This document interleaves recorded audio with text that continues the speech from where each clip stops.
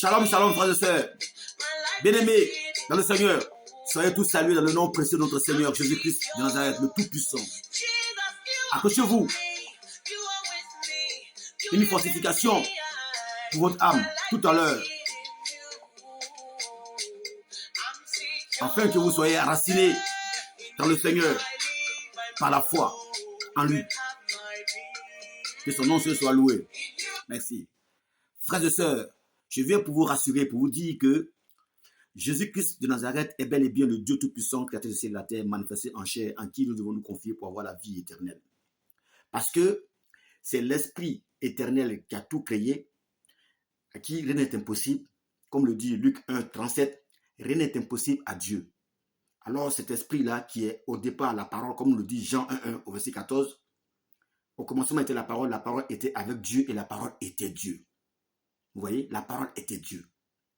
Maintenant, au verset 14 de Jean 1, cette parole-là a été faite chair par elle-même puisqu'elle est créatrice.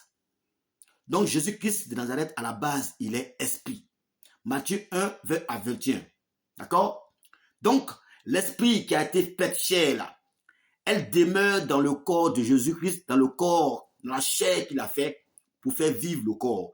Parce que dans tout corps humain, il y a forcément le moteur de vie qu'on appelle l'esprit, l'âme qui fait vivre le corps. Alors, voilà pourquoi Jésus-Christ n'a pas eu besoin d'un père biologique pour sa mère, pour qu'il puisse venir dans le ventre de Marie.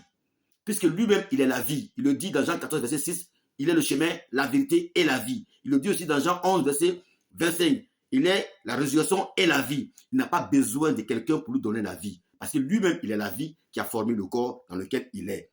Voilà maintenant pourquoi je vous dis que Jésus-Christ est le Dieu véritable et l'Esprit qui est en lui là, c'est ça qu'il appelle Père. Dans Jean 5, verset 17, il dit ceci. Le Père agit jusqu'à présent.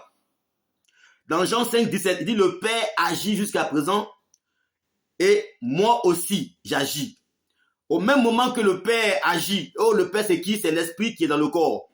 Au même moment que l'Esprit qui est dans le corps agit, Jésus aussi, qui est le corps, lui aussi, il agit.